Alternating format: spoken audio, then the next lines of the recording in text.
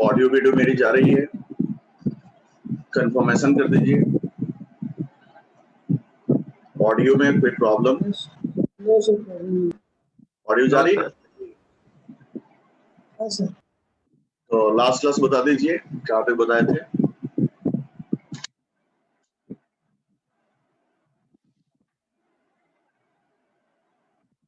Last topic पिछले class का।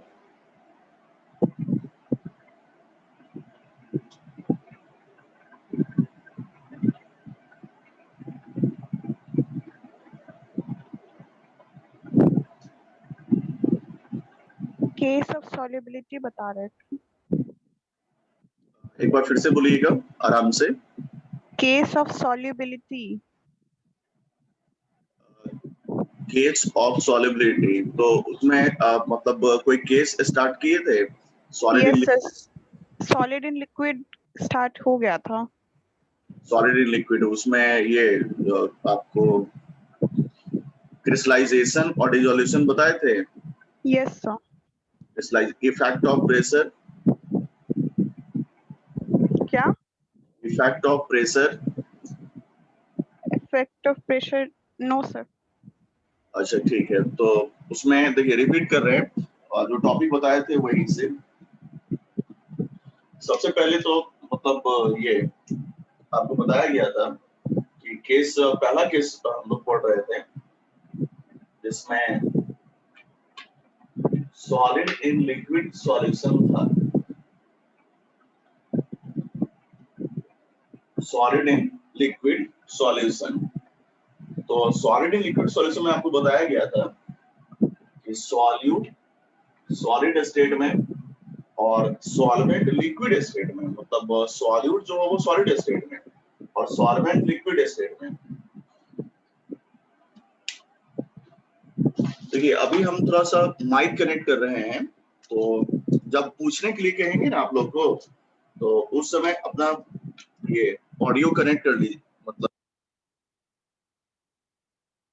जैसे माइक से क्या होगा ना कि साउंड क्लियरिटी और ज्यादा अच्छा रहेगा, और जब आप लोग को पूछना होगा तो उसमें हम माइक हटा देंगे ताकि हम आपका आवाज सुन सके।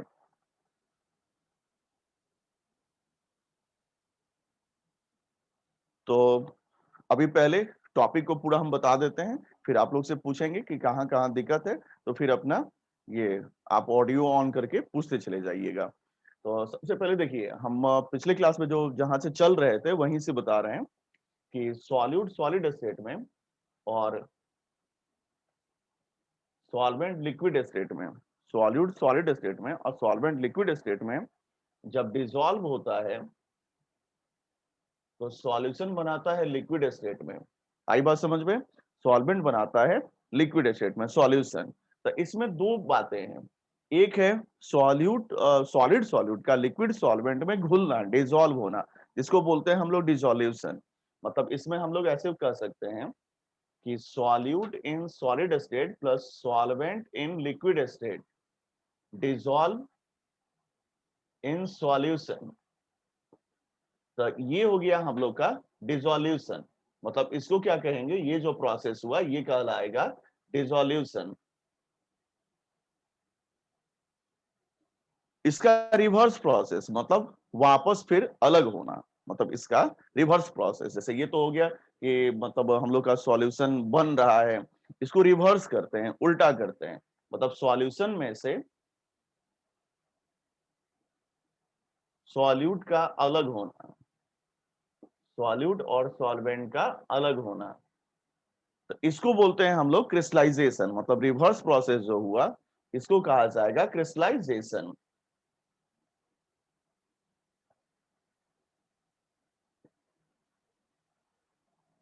ये हो गया क्रिस्टलाइजेशन। तो अब देखिए इसमें चूंकि आपको डिसोल्यूशन में घुल रहा है, डिसोल्यूशन में घुल रहा है, तो घुल रहा है तो इससे क्या होगा, कंसंट्रेशन बढ़ेगा। मतलब हम लोग कहेंगे कि डिसोल्यूशन के केस में concentration increases, while in crystallisation concentration decreases. आ रही है बात समझ में? देखिए फिर से सुन लीजिए, डिसोल्यूशन में कंसंट्रेशन बढ़ेगा और क्रिस्टलाइजेशन में कंसंट्रेशन क्या होगा, घटेगा। मतलब हम लोग यहां से ऐसे बोल सकते हैं in case of dissolution, concentration increases, क्योंकि इसमें सॉल्यूट मिक्स हो रहा है। आ रही है बात समझ में? In case of dissolution concentration increases, while in case of crystallization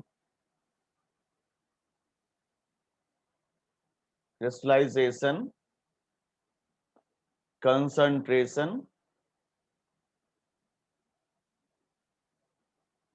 decreases। वहीं पे इसमें क्रिस्टलाइजेशन में क्या होगा? कंसंट्रेशन घटेगा। डिसोल्यूशन में कंसंट्रेशन बढ़ेगा और क्रिस्टलाइजेशन में कंसंट्रेशन क्या होगा? घटेगा। तो ये तो एक पॉइंट हो गया एनालिसिस। दूसरा एनालिसिस है इसका effect of pressure and temperature. तो पहले तो इफेक्ट ऑफ प्रेशर समझिए। इफेक्ट ऑफ प्रेशर,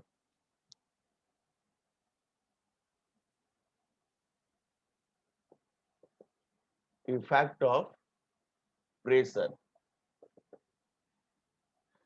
सॉल्यूट और ये सॉलिड और लिक्विड जो होता है वो इनकम्प्रेसेबल होता है। सॉलिड और लिक्विड जो होता है वो क्या होता है? आपको इनकम्प्रेसेबल होता है। तो जब इनकम्प्रेसेबल है तो प्रेशर का प्रभाव नहीं पड़ेगा। कहने का यूं मतलब समझिए कि जैसे आप एक गिलास पानी लिए, एक गिलास पानी लिए, उसमें चीनी मिलाए और ऊपर से पानी को कंप्रेस कर रहे हैं, तो कंप्रेस करने से चीनी ज्यादा नहीं घुलेगा, ना कम घुलेगा, मतलब कोई फर्क ही नहीं पड़ेगा। फिर से सुन लीजिए हमने क्या कहा। जैसे आप एक गिलास पानी लिए, उसमें चीनी मिलाए और ऊपर से उस पानी को क्या कर रहे हैं? कंप्रेस कर रहे हैं। तो कंप्रेस करने से चीनी ज्यादा नहीं घुलेगा, तो कोई फर्क नहीं पड़ेगा सॉल्युबिलिटी को, क्योंकि बोथ आर इनकम्प्रेसेबल। मतलब no effect of pressure in this case. Pressure का कोई प्रभाव नहीं पड़ेगा क्योंकि बोथ आर इनकम्प्रेसेबल। प्रेशर का प्रभाव सिर्फ और सिर्फ गैस पे पड़ता है। मतलब जैसे आप जब गैसियस सॉल्यूट रखेंगे तो उस समय केवल प्रेशर का प्रभाव पड़ता है, बाकी किसी केस में प्रेशर का प्रभाव नहीं पड़ता है। मतलब इफेक्ट ऑफ प्रेशर में हम लोग कहेंगे इस तरह से, solid and liquid, solid and liquid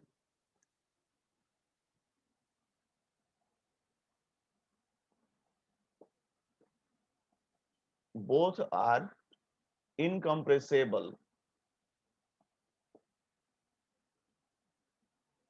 so there is no effect of pressure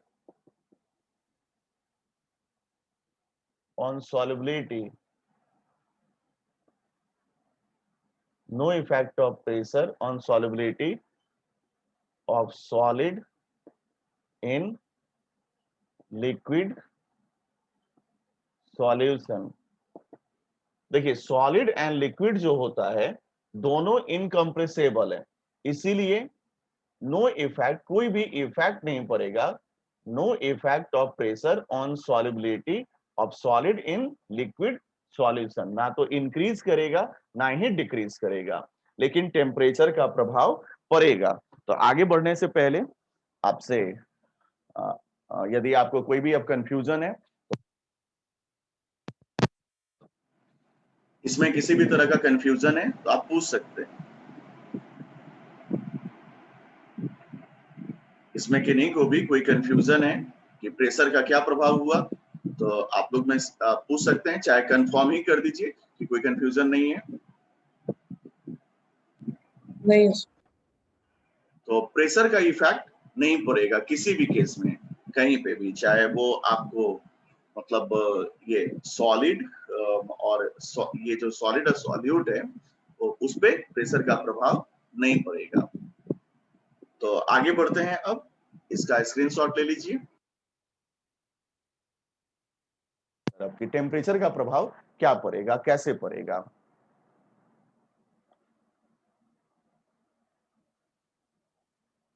इसका स्क्रीनशॉट ले लीजिए।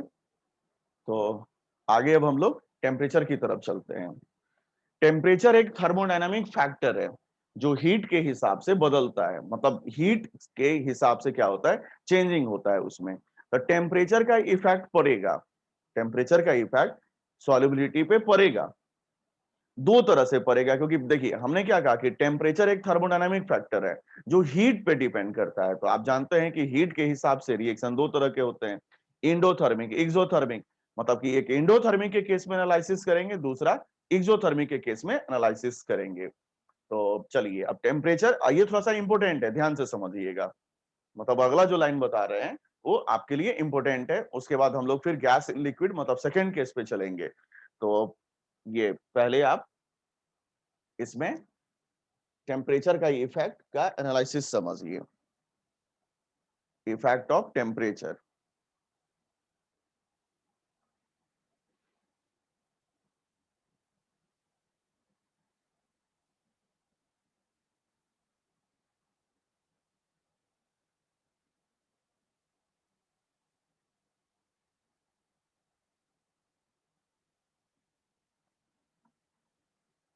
देखिए आगे जो इसमें है वो है इफेक्ट ऑफ सर ऊपर वाला कैसे कट टेम्परेचर जो होता है वो थर्मोडायनामिक फैक्टर होता है।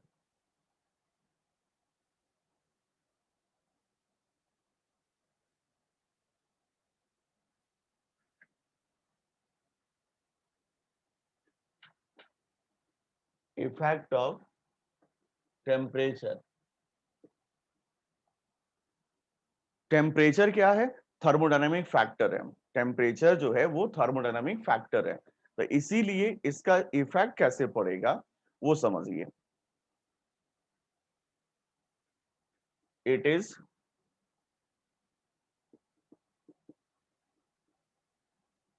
thermodynamic factor. It is thermodynamic factor. So depend on heat. So depend on heat and on the basis of heat, two types of reactions are possible. It is thermodynamic factor, so depend on heat and on the basis of heat, two types of reactions are possible. तो पहले देखिए case one लिए endothermic, क्योंकि आप जानते हैं कि heat के बेसिस पे दो तरह का रिएक्शन होता है, एक इंडोथर्मिक होता है, दूसरा एक्सोथर्मिक होता है। तो पहला केस हम लोग ले रहे हैं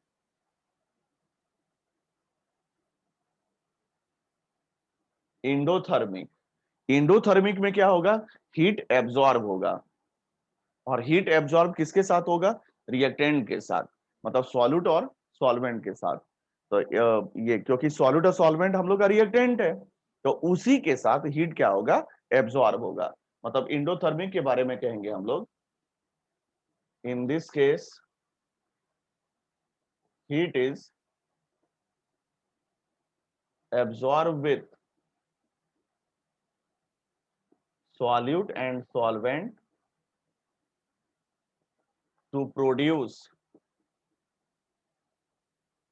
solution. Solute and solvent to produce solution. बस समझे? देखिए इंडोथर्मिक में क्या होगा? हीट एब्जॉर्ब होगा सॉल्यूट और सॉल्वेंट के साथ सॉल्यूशन बनाने के लिए। मतलब इस केस में हम लोग ऐसे कहेंगे कि solute plus solvent plus heat produce solution. Produce solution. तो सिंपल सोचिए इसमें कि हीट जब हम दे रहे हैं, हीट जब दे रहे हैं तभी सॉल्यूट सॉल्वेंट मिल करके सॉल्यूशन बना रहा है। गौर से सुनिए, जब हम हीट दे रहे हैं, जब हम हीट क्या कर रहे हैं? दे रहे हैं, तभी सॉल्यूट और सॉल्वेंट मिल करके सॉल्यूशन बना रहा है। आ रही है बात समझ में? मतलब आप जब टेम्परेचर बढ़ाएंगे हीट बढ़ेगा और सॉल्यूशन ज्यादा बनेगा। लॉजिकल सोचिए, आप क्या कर रहे हैं कि इसमें हीट दे रहे हैं और देने से सॉल्यूशन बन रहा है। मतलब टेम्परेचर बढ़ने पे क्या होगा, ज्यादा से ज्यादा सॉल्यूशन प्रोड्यूस होगा, ज्यादा से ज्यादा सॉल्यूशन बनेगा। मतलब हम लोग इस केस में कह सकते हैं कि इन दिस केस मतलब कि more solution produces by increase in temperature और हीट, क्योंकि टेम्परेचर, फिर से सुनिए, टेम्परेचर और हीट प्रोपोर्शनल होता है। मतलब आप सिंपल सोचिए कि यदि आप मतलब कि रूम का हीट बढ़ा रहे हैं तो स्वाभाविक है टेम्परेचर बढ़ेगा, और हीट यदि घटा रहे हैं तो स्वाभाविक है कि टेम्परेचर घटेगा कहीं ना कहीं। मतलब टेम्परेचर बढ़ने से हीट क्या होता है, बढ़ता है, और टेम्परेचर घटने से हीट क्या होता है, घटता है, क्योंकि थर्मोडायनामिक फैक्टर है, प्रोपोर्शनल होता है हीट के। मतलब इस केस में यदि हम टेम्परेचर बढ़ाते हैं, टेम्परेचर इंक्रीजेस, तो प्रोसेस किधर शिफ्ट करेगा, सॉल्यूशन की तरफ। मतलब more and more solution produces होगा। मतलब इसको आप ऐसे कह सकते हैं, और ये कॉन्सेप्ट किसका है, तो 11th के ली चार्टियर प्रिंसिपल का। मतलब यहां पे हम लोग कह सकते हैं इस तरह से कि according to Le Chatelier's principle, when temperature increases then more solution produce. मतलब सॉल्युबिलिटी इंक्रीजेस, क्योंकि आपका सॉल्यूशन जितना बनेगा सॉल्युबिलिटी उतना बढ़ेगा। तो हम लोग कह सकते हैं कि according to Le Chatelier's principle, when temperature increases, TEMP, temperature increases, in this case then more solution produce, more solution produce, or solubility increases, or solubility increases, या solubility बढ़ेगा। मतलब जितना ज्यादा हम टेम्परेचर बढ़ाएंगे उतना ज्यादा solubility इंक्रीज करेगा। ये तो हो गया इंडो। मतलब कि इस केस में हम लोग सॉल्युबिलिटी और टेम्परेचर में क्या रिलेशन बोल सकते हैं, डायरेक्टली का। मतलब solubility directly proportional to temperature. मतलब more the temperature more will be solubility इस केस में। ये तो हो गया इंडोथर्मिक। अब आइए एक्सोथर्मिक पे। तो एक्सोथर्मिक में क्या होता है, हीट रिलीज होगा। मतलब इन this case heat released with solution, तो उल्टा हो जाएगा। मतलब सॉल्यूशन के साथ हीट रिलीज कर रहा है, तो टेम्परेचर बढ़ने पे क्या होगा कि हीट तो आपका सॉल्यूशन तरफ इन्वॉल्व है। मतलब कि प्रोसेस क्या होगा, रिवर्स की तरफ जाएगा। प्रोसेस क्या हो जाएगा, उल्टा हो जाएगा। मतलब आपका प्रोसेस रिवर्स की तरफ जाएगा। तो इस केस में आप कह सकते हैं इस तरह से कि in this case heat release with solution, so higher the temperature, so higher the temperature, less will be solution produce, solution form, because process shift toward solute and solvent side. So solute and solvent side, so solubility decreases। इसीलिए इस case में solubility क्या होगा, घटेगा। क्योंकि देखिए इस case में solute plus solvent produce solution, मतलब कि ये produce solution plus heat, heat solution की तरफ है, मतलब कि सॉल्यूशन की तरफ इन्वॉल्व है। तो इसीलिए जैसे ही हम टेम्परेचर बढ़ाएंगे प्रोसेस इस तरफ नहीं आकर के इस तरफ जाएगा। मतलब कि टेम्परेचर इंक्रीज करने पे प्रोसेस आपका शिफ्ट होगा इस तरफ, सॉल्यूट एंड सॉल्वेंट की तरफ, ना कि सॉल्यूशन की तरफ। तो इसीलिए इस केस में क्या होगा कि सॉल्युबिलिटी आपको घट आएगा। मतलब कि सॉल्युबिलिटी जो है इस केस में inversely proportional to solubility inversely proportional to temperature. अब यदि आपको कोई कंफ्यूजन है तो अब आप अपना ऑडियो ऑन कीजिए और पूछिए। अब आप ऑडियो ऑन कर सकते हैं, पूछ सकते हैं। सर इसका एक एग्जांपल दे दीजिए ना। आप बोलिए, फिर से आराम से बोलिए। सर वो एक्सोथर्मिक है ना, उसका एक एग्जांपल दे दीजिए। एक्सोथर्मिक का एग्जांपल बताएं। Yes sir. हाँ, एक्सोथर्मिक गैस का डिसोल्यूशन जो होता है वो एक्सोथर्मिक है। देखिए, वैसे भी आप ये मतलब कि सिंपल इस तरह से समझ सकते हैं कि कोई भी केस जिसमें टेम्परेचर बढ़ने पे यदि सॉल्युबिलिटी बढ़ रहा है, टेम्परेचर बढ़ने पे, जैसे कि आप टेम्परेचर बढ़ा रहे हैं और सॉल्युबिलिटी यदि बढ़ रहा है तो वो निश्चित तौर पे इंडोथर्मिक का केस होगा। मतलब ये केस होगा, यदि आप टेम्परेचर बढ़ा रहे हैं और सॉल्युबिलिटी बढ़ रहा है सिस्टम का, तो समझ आइए कि वो इंडोथर्मिक है। जैसे पानी और चीनी का घुलना, चाहे पानी और नमक का घुलना, आप देखते होंगे कि चीनी ज्यादा घुलाने के लिए पानी को गर्म करना पड़ता है, या ग्लूकोज या फिर नमक, ये सब सारा प्रोसेस इंडोथर्मिक का है। मतलब जैसे जैसे आप टेम्परेचर बढ़ाएंगे वैसे वैसे उतना ज्यादा चीनी या उतना ज्यादा नमक या उतना ज्यादा ग्लूकोज घुलेगा।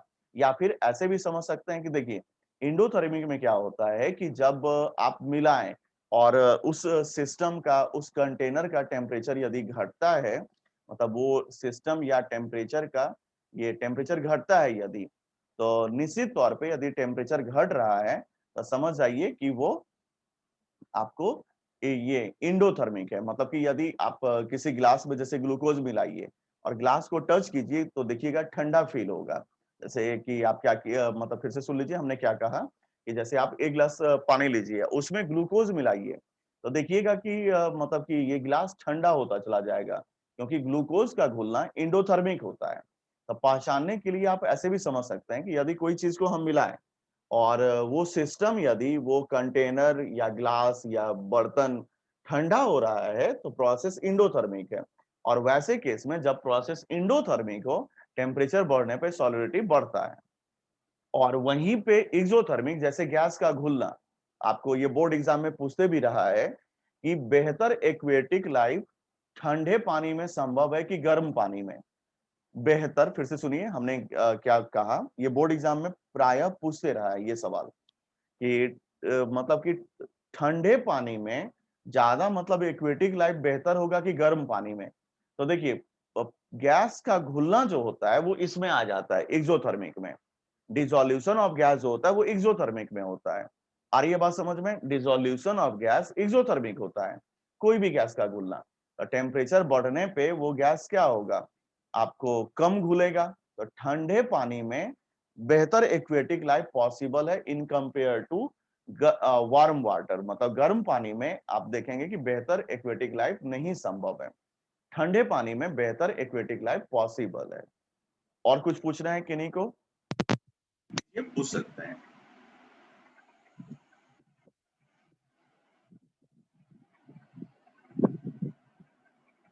और किन्हीं को कुछ पूछना है तो पूछ सकते हैं।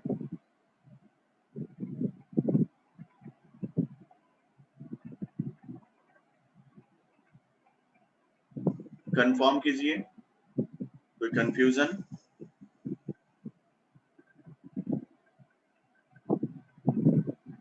आगे बताएं इसमें। Yes sir.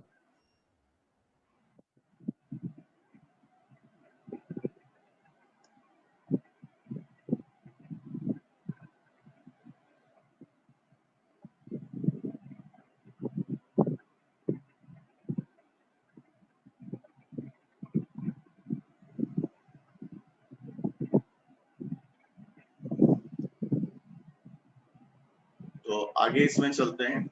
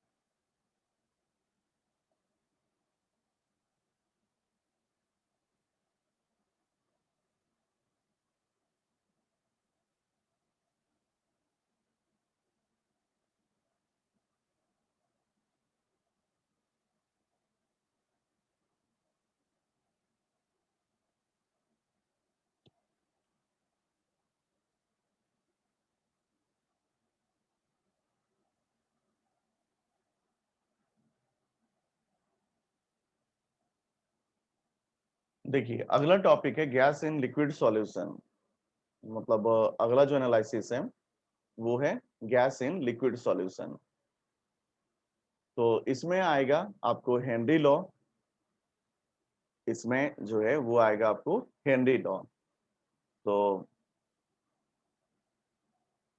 सबसे पहले हम लोग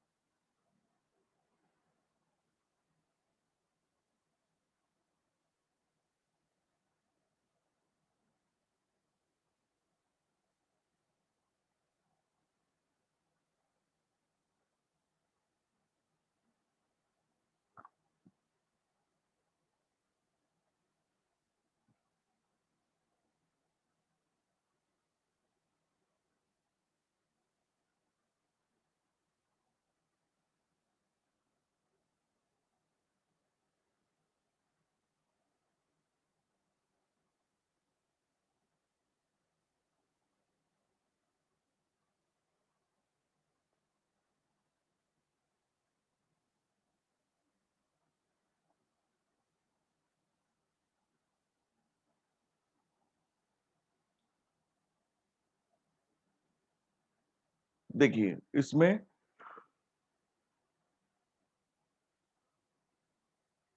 अगला जो केस है वो है gas in liquid solution.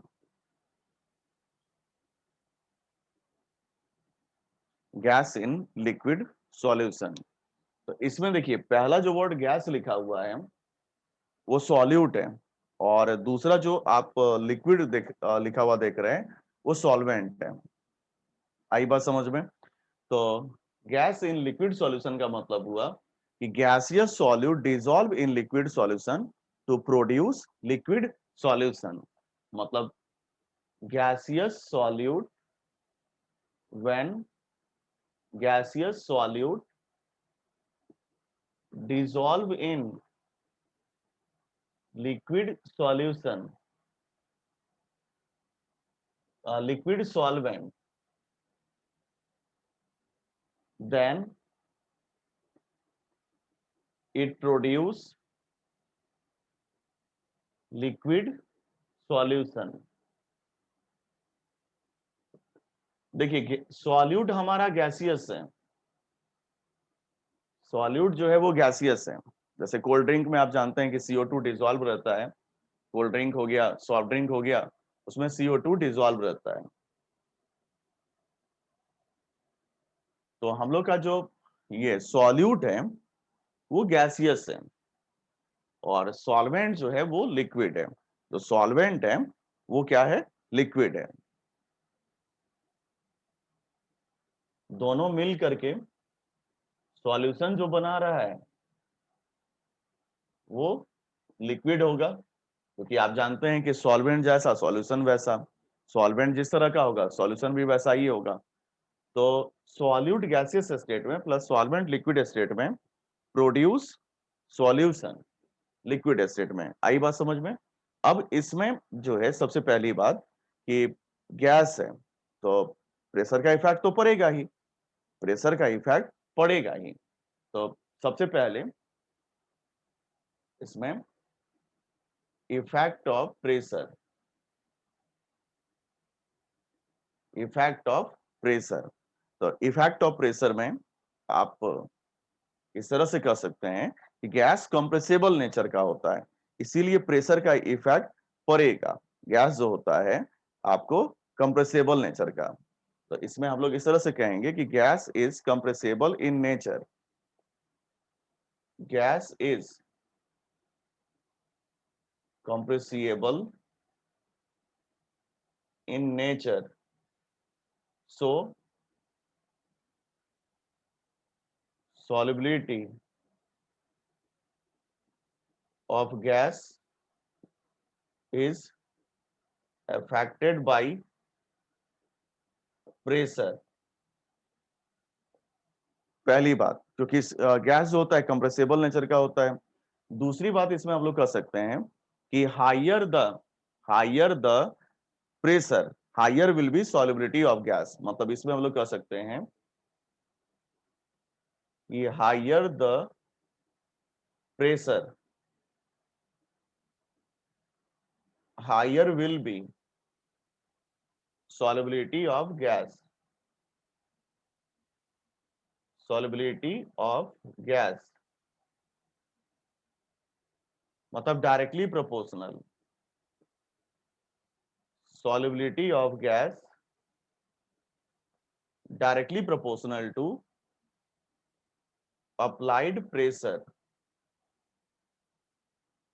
solubility of gas directly proportional to applied pressure मतलब जितना ज्यादा अप्लाइड प्रेशर आप जितना ज्यादा प्रेशर लगाओ उतना ज्यादा solubility गैस का होगा solubility of gas is directly proportional to applied pressure मतलब higher the pressure higher will be solubility आ रही है बात समझ में तो अब सपोज करो कि हम P1 प्रेशर पे solubility S1 माने let at P1 pressure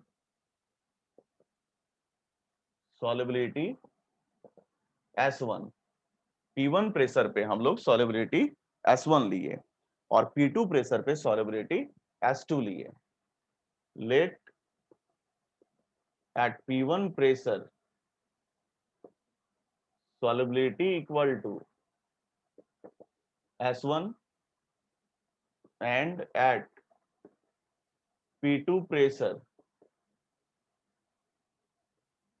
solubility equal to S2 so S1 proportional to P1 S2 proportional to P2 proportional के साइन को हटाने के लिए कांस्टेंट रख लेते हैं के यहाँ पे कांस्टेंट है चूंकि एक ही केस है तो इसीलिए के दोनों जगह के ही होगा अब इन दोनों को डिवाइड कर दो S1 by S2 के P1 by के P2 के से के कट गया इसीलिए S1 by S2 equal to क्या हो जाएगा P1 by P2 एक बार फिर से सुन लो क्या क्या बताए हैं यहाँ पे सबसे पहली बात तो टॉपिक है गैस इन लिक्विड सॉल्यूशन इसमें ये हम लोग पहला एनालिसिस इफेक्ट ऑफ प्रेशर इसमें हम लोग को 4 एनालिसिस करना है एक तो इफेक्ट ऑफ प्रेशर फिर हेनरी लॉ फिर उसके बाद इफेक्ट ऑफ टेम्परेचर और application of Henry law 4 topic पढ़ना है इसमें तो ये पहला हम लोग पढ़ रहे हैं इफेक्ट ऑफ प्रेशर इस पूरे केस में हम लोग को 4 एनालिसिस अलग अलग करना है तो पहला जो है वो है इफेक्ट ऑफ प्रेशर गैस जो होता है वो कंप्रेसिबल नेचर का होता है सिंपल सी बात है गैस जो होता है वो कंप्रेसिबल नेचर का होता है तो हम प्रेशर यदि बढ़ाएंगे तो सॉल्युबिलिटी भी क्या होगा बढ़ेगा मतलब higher the pressure higher will be solubility तो higher the pressure higher will be solubility of gas मतलब जितना ज्यादा हम प्रेशर अप्लाई करेंगे उतना ज्यादा सॉल्युबिलिटी होगा गैस का तो मान लो P1 प्रेशर पे सॉल्युबिलिटी S1 P2 प्रेशर पे सॉल्युबिलिटी S2 मतलब S1 proportional to P1 and S2 proportional to P2 proportional के साइन को हटाने के लिए कांस्टेंट लिए K S1 equal to K P1 और S2 equal to K P2 तो K से K कट गया तो S1 by S2 क्या हो जाएगा P1 by P2 तो ये S1 by S2 P1 by P2 आई बात समझ में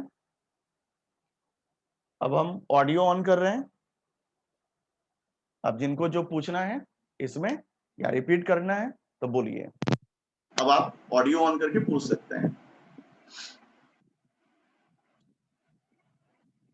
ये केस यदि कोई भी कंफ्यूजन है इसमें तो आप पूछिए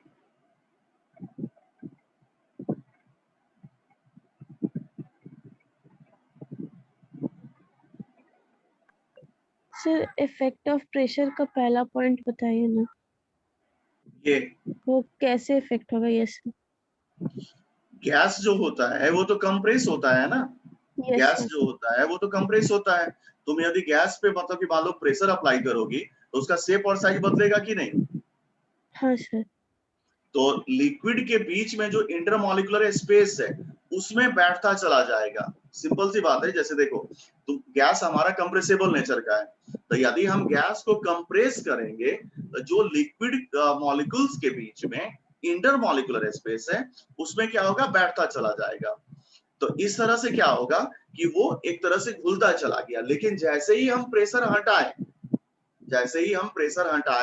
गैस का अपना स्वभाव होता है एक्सपेंड करना, तो वो क्या होगा, बाहर रिलीज होगा। जैसे कोल्ड ड्रिंक में, कोल्ड ड्रिंक में देखते होगे कि कैप जब तक बंद है तब तक घुला हुआ है, लेकिन जैसे ही हम लोग कैप को ओपन करते हैं क्या होता है, बाहर रिलीज होता है।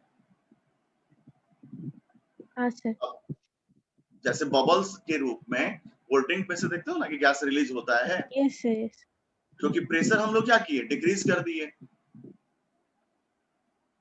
और इसमें किन्हीं को कंफ्यूजन है तो पूछ सकते हैं।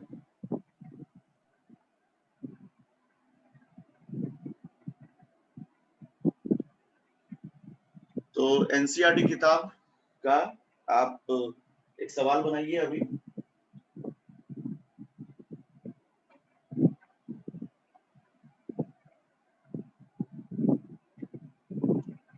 एक्सरसाइज पे जाइए और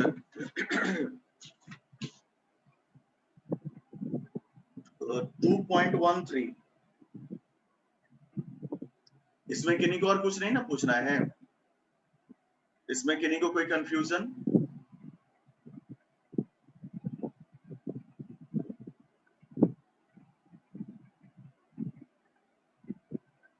नो सर। तो ये 13 नंबर सवाल चेक करते हैं। नंबर में आपको partial pressure of ethane over A solution containing 6.56 into 10 to power minus 3 gram of ethane is 1 बार। मतलब जब इतना ग्राम कंटेन कर रहा है तो पार्शियल प्रेशर 1 बार है।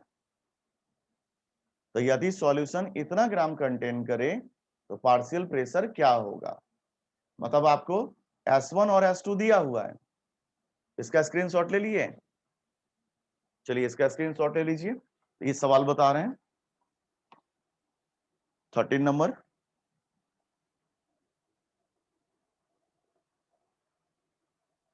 सिंपल सा ही केस है।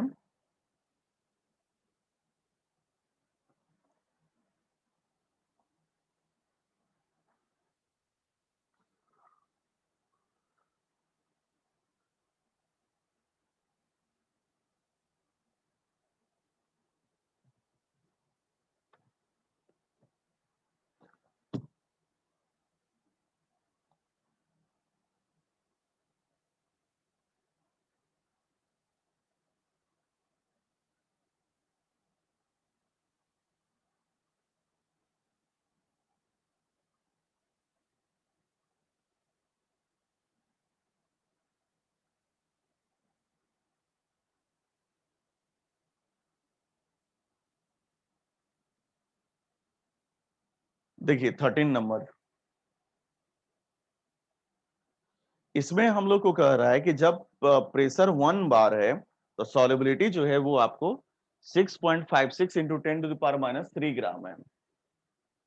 6.56 into 10 to the power minus 3 gram. जब प्रेशर 1 बार है, जब प्रेशर 1 बार है तो आपको सॉल्युबिलिटी इतना ग्राम है। तो जब सॉल्युबिलिटी आगे कह रहा है कि जब solubility 5 into 10 to power minus 2 gram हो तो प्रेशर क्या होगा। तो सिंपल सा इस फॉर्मूला पे रख करके बना लेंगे। मतलब S1 बाई S2 इस तरह से, S1 by S2 equal to क्या हो जाएगा, P1 बाई P2। तो S1 सॉल्युबिलिटी इतना है ग्राम में और S2 जो है इतना ग्राम है। यहां रख करके सॉल्व कर लेंगे।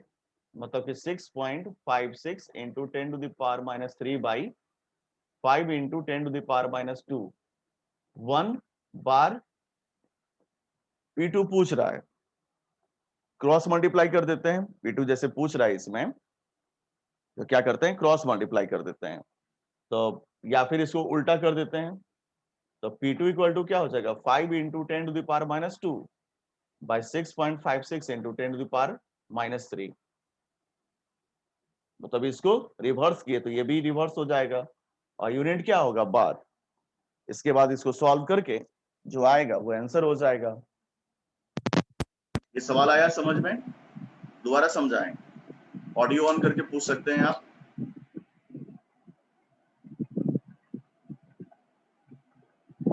सवाल में 1 बार जब प्रेशर है तो सॉल्युबिलिटी इतना कह रहा है और पूछ रहा है कि जब इतना ग्राम घुला हुआ है तो प्रेशर क्या होगा, मतलब S1/S2 इक्वल टू ये S1/S2 इक्वल टू P1/P2, इस तरह से हम लोग कहेंगे। कंफ्यूजन है तो आप पूछ सकते हैं, इस सवाल में यदि किसी भी तरह का कंफ्यूजन है तो आप पूछ सकते हैं।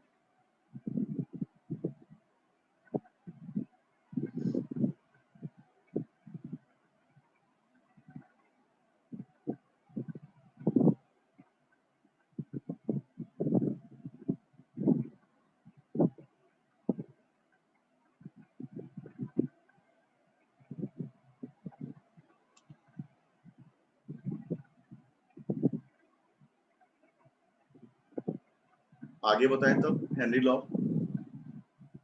यस।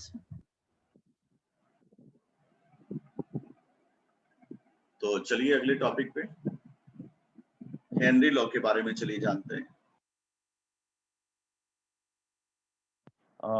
फिर मतलब कि क्या कैसे होता है, और अगले क्लास में उसका न्यूमेरिकल देखेंगे।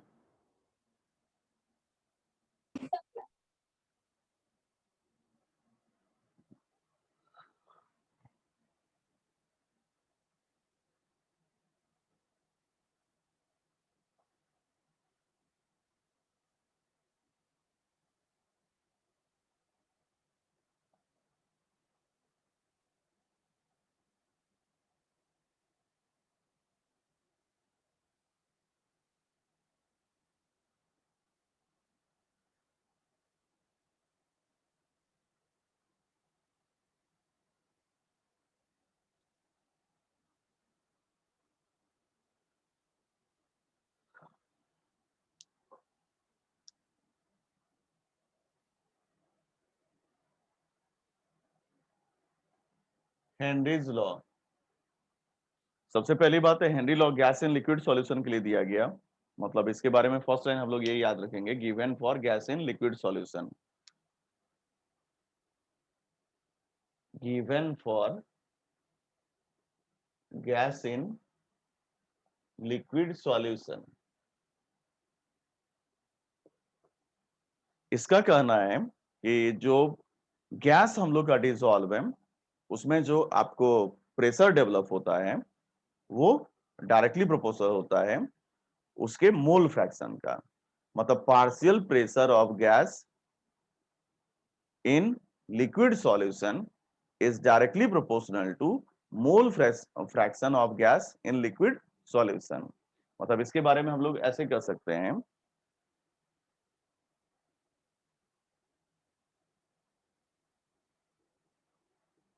the partial pressure of gas in liquid solution, the partial pressure of gas in liquid solution is directly proportional to the partial pressure of gas in liquid solution is directly proportional to mole fraction of gas in solution, mole fraction of gas in solution. जो partial pressure होता है gas का, देखिए यहाँ पे लिखे हैं कि पार्शियल प्रेशर जो है गैस का वो मोल फ्रैक्शन ऑफ गैस का डायरेक्टली प्रोपोर्शनल होगा। मतलब इसको हम लोग इस तरह से कर सकते हैं कि पार्शियल प्रेशर ऑफ, जो पार्शियल प्रेशर है गैस का, मतलब partial pressure of gas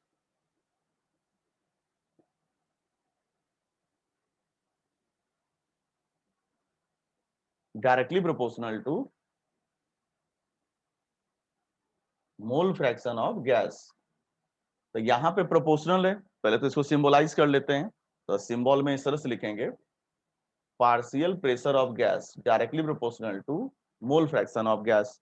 proportional के साइन को हटाने के लिए हम लोग कांस्टेंट लाएंगे, तो यहाँ जो कांस्टेंट आएगा वो कहलाएगा हेनरी लॉ कांस्टेंट। मतलब यहाँ प्रोपोर्शनल है, इसको चलिए हटा देते हैं। तो pressure of gas KH into mole fraction of gas. यहां KH जो है उसको बोलते हैं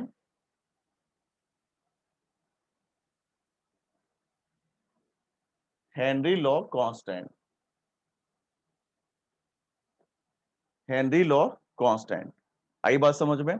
यहां जो प्रोपोर्शनल के साइन को हटाने के लिए KH आया वो हेनरी लॉ कांस्टेंट हुआ। हाँ, ये इक्वेशन के बारे में एक बात याद रखेंगे कि ये इक्वेशन में टेम्परेचर कांस्टेंट होगा।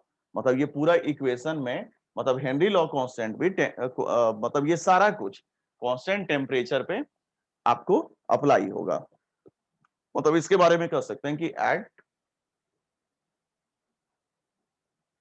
कांस्टेंट टेम्परेचर पे टेम्परेचर कांस्टेंट रखना है, सीधी सी बात है। अब चूंकि ये टेम्परेचर कांस्टेंट है मतलब KH का वैल्यू डिपेंड करेगा टेम्परेचर पे। तो देखिए वैल्यू ऑफ KH जो होगा वो क्या क्या पे डिपेंड करता है ये समझिए। वैल्यू ऑफ KH मतलब Henry law constant, KH means Henry law constant, depend on पहला नेचर ऑफ गैस। तो नेचर ऑफ गैस कहने का मतलब कि अलग अलग गैस के लिए जो वैल्यू होगा KH का वो क्या होगा, अलग अलग होगा। मतलब जो वैल्यू ऑफ KH जो है वो डिपेंड करता है नेचर ऑफ गैस पे। मतलब value of KH depend on nature of gas कहने का मतलब क्या हुआ कि आप जैसे ऑक्सीजन लिए, हाइड्रोजन लिए, नाइट्रोजन लिए, तो तीनों का KH का वैल्यू क्या होगा, अलग अलग होगा। आ रही है बात समझ में? नेचर ऑफ गैस कहने का मतलब होता है कि आप जब डिफरेंट गैस का इस्तेमाल करते हैं तो उसका वैल्यू ऑफ KH भी क्या होगा, डिफरेंट होगा। पहली बात मतलब कि आप यहां से नेचर ऑफ गैस से कह सकते हैं कि for different gases value of KH is different. दूसरा टेम्परेचर, तो टेम्परेचर और KH में इनवर्सली का मतलब सॉरी डायरेक्टली का रिलेशन है। मतलब higher the temperature higher will be value of KH। मतलब कि ये दूसरा फैक्टर के बारे में आप कह सकते हैं कि higher the temperature higher will be value of KH। higher the temperature higher will be value of KH means directly proportional। मतलब कि KH and temperature is directly proportional। मतलब higher the KH higher will be value of temperature। मतलब temperature बढ़ने पे value of KH बढ़ता है। ये हो गया। अब मोल फ्रैक्शन और KH में हम लोग रिलेशन एस्टेब्लिश करते हैं। ऑडियो ऑन कर रहे हैं, आपको कुछ पूछना है यहां तक तो पहले पूछ लीजिए। अब जिनको जो पूछना है पहले पूछिए इससे। निखिल आप डिस्कनेक्ट हो गए थे, कुछ पूछना है क्या? बाद में ज्वाइन किए फिर? Yes sir, join. तो ये समझ में आ गया? Yes sir. तो किन्हीं को और कुछ पूछना है इससे तो पहले पूछ लीजिए आगे बढ़ने से पहले। इंपोर्टेंट केस देखिए, अब हम लोग इस चैप्टर के सबसे इंपोर्टेंट पड़ाव की तरफ आ चुके हैं। मतलब अब यहाँ से आप जो भी पढ़ेंगे सिंपल सी सीधी सी बात समझिए, कहीं ना कहीं पूछेगा ही। अब यहाँ से आप जो भी टॉपिक पढ़ेंगे चाहे ये मतलब ये केस जो पढ़े वो या फिर अगला लिक्विड रॉड लगा केस आएगा या फिर आगे का जो भी केस जो भी एनालिसिस सारा कुछ इंपोर्टेंट होता चला जाएगा। इसलिए बेहिचक जहां पे भी आपको प्रॉब्लम है आप पूछिए, क्योंकि यहाँ से जो भी एनालिसिस हम लोग कर रहे हैं वो सारा इंपोर्टेंट है। तो अभी हमने जैसा कि हेनरी लॉ में कहा कि जो प्रेशर ऑफ गैस है वो डायरेक्टली प्रोपोर्शनल होगा मोल फ्रैक्शन के। तो प्रोपोर्शनल के साइन को हटाने के लिए KH आया। अब KH का वैल्यू जो होता है वो जैसा कि हमने इस तरफ लिखा कि दो बातों पे डिपेंड कर रहा है, एक तो नेचर ऑफ गैस पे और दूसरा टेम्परेचर पे। मतलब कि ये अलग अलग गैस के लिए KH का वैल्यू अलग अलग होगा। और दूसरा हमने टेम्परेचर का, तो टेम्परेचर बदलने से भी KH का वैल्यू बदलेगा। तो अगेन आप इसको एक बार पहले थोड़ा सा देख लीजिए सही तरह से, स्क्रीनशॉट ले लीजिए आगे बढ़ने से पहले। फिर हम लोग KH और सॉल्युबिलिटी ऑफ गैस में रिलेशन देखेंगे, फिर टेम्परेचर के साथ एनालिसिस करेंगे। तो दो बातें इसमें अभी और एनालिसिस करते हैं। तो इसका पहले स्क्रीनशॉट ले लीजिए।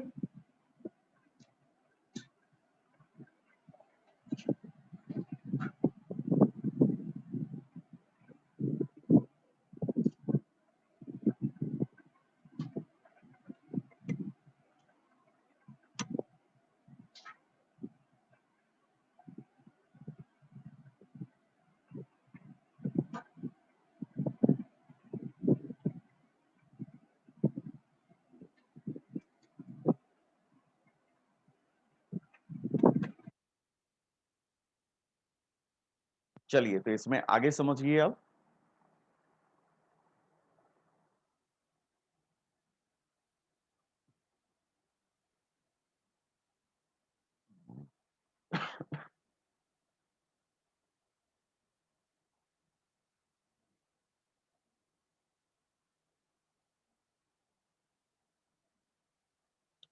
देखिए अभी हम लोग पढ़े कि pressure of gas KH into mole fraction of gas. तो mole fraction of gas equal to हो जाएगा pressure of gas by KH। मतलब इसको हम लोग इस तरफ भेज दिए तो KH डिवाइड में आ गया। आई बात समझ में? अब इसमें KH और इसमें रिलेशन के लिए प्रेशर को हम लोग कांस्टेंट कर देते हैं कि प्रेशर ऑफ गैस कांस्टेंट हो, मतलब ये कांस्टेंट हो। तो इन दोनों में क्या रिलेशन होगा? इनवर्सली का। और चूंकि मोल फ्रैक्शन का क्या मतलब होता है? मोल बाय टोटल मोल। तो हम लोग मोल फ्रैक्शन को रिप्लेस कर सकते हैं सॉल्युबिलिटी से। इसीलिए सॉल्युबिलिटी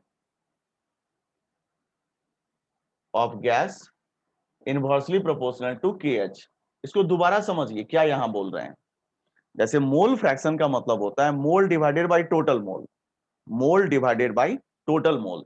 तो मोल फ्रैक्शन को हम लोग क्या से रिप्लेस कर दिए? सॉल्युबिलिटी से। मतलब सॉल्युबिलिटी ऑफ गैस जो होगा वो प्रोपोर्शनल होगा किसके? KH के। मतलब higher the KH lower will be solubility. और ये बहुत ही इंपॉर्टेंट एनालिसिस है, जरूर ध्यान रखिए कि KH और सॉल्युबिलिटी ऑफ गैस क्या होता है? इनवर्सली प्रोपोर्शनल होता है। मतलब higher the value of KH lower will be solubility. मतलब यहां पे आप इसके नीचे ऐसे कर सकते हैं कि higher the value of KH lower will be solubility. और यहां से एक बात और गौर कीजिए कि KH और टेम्परेचर डायरेक्टली प्रोपोर्शनल है।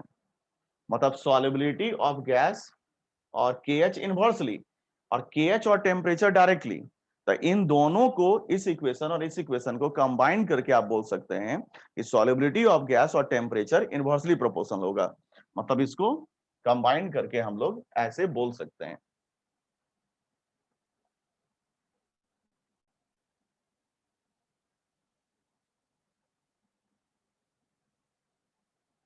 यहां तक ये हो गया।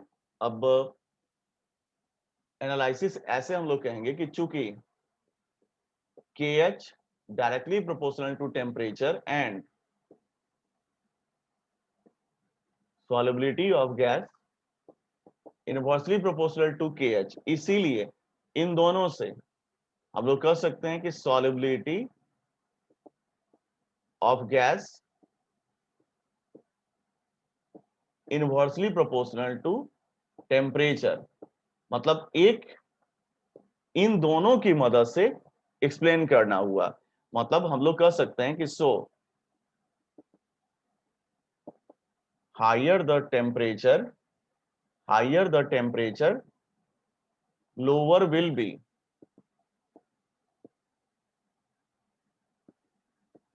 solubility of gas। higher the temperature lower will be solubility of gas। Audio on कर रहे हैं, जिनको इसमें कहीं भी कंफ्यूजन है पूछिए। देखिए यहां से एक बार पहले सुन लीजिए। पहले तो हेनरी लॉ से आया कि pressure of gas equal to KH into mole fraction of gas. Pressure of gas equal to KH into mole fraction of gas. तो mole fraction pressure of gas by KH। अब यहां से pressure of gas को हम लोग क्या किए, constant कर दिए। तो मोल फ्रैक्शन और KH में इनवर्सली का रिलेशन आया। मोल फ्रैक्शन और KH में क्या आया, इनवर्सली का रिलेशन। आई बात समझ में। अब इसके बाद हम लोग क्या किए, सॉल्युबिलिटी ऑफ गैस, मतलब मोल फ्रैक्शन क्या होता है एक्चुअली में, मोल बाय टोटल मोल होता है। मोल फ्रैक्शन जो होता है वो मोल डिवाइडेड बाय टोटल मोल।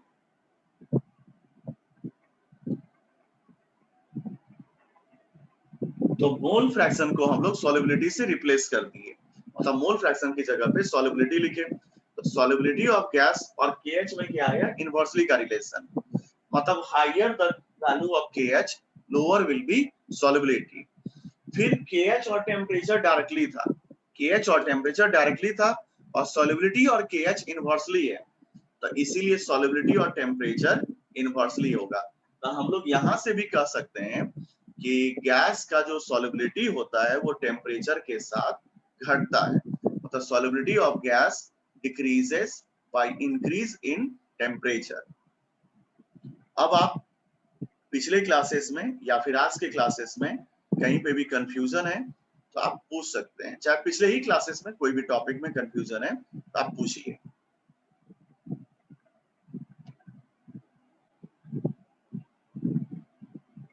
पिछले क्लासेस में जो बताया गया उसमें किसी भी तरह का कंफ्यूजन है तो पूछ सकते हैं। सर H बॉन्डिंग फिर से बता दीजिए। H बॉन्डिंग कहा जाता है जब हाइड्रोजन बॉन्डेड हो, मतलब कि most electronegative element fluorine, oxygen या नाइट्रोजन। जैसे H बॉन्डिंग किसको बोलते हैं, जब हाइड्रोजन के साथ फ्लोरीन, ऑक्सीजन या नाइट्रोजन हो, तो ये जो है इंटरमॉलिक्यूलर फोर्स का केस होता है। अब जैसे HF में हाइड्रोजन के साथ हम लोग फ्लोरीन बॉन्डिंग कर दिए, तो HF में गौर करो लिखे एक मॉलिक्यूल दूसरा मॉलिक्यूल। अब इसमें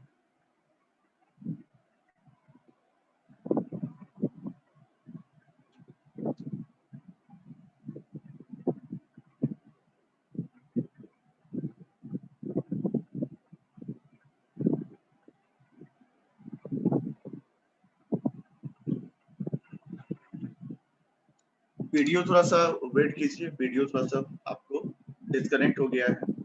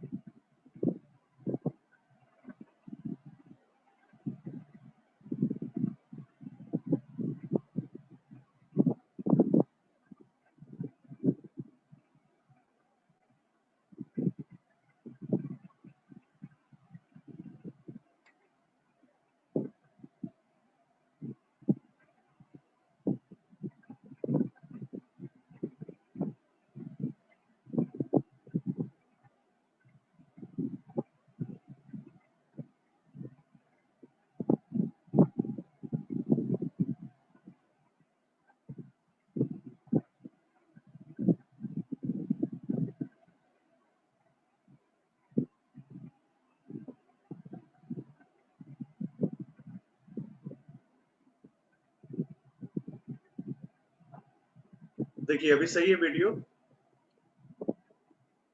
ऑडियो वीडियो सही है। Yes, sir.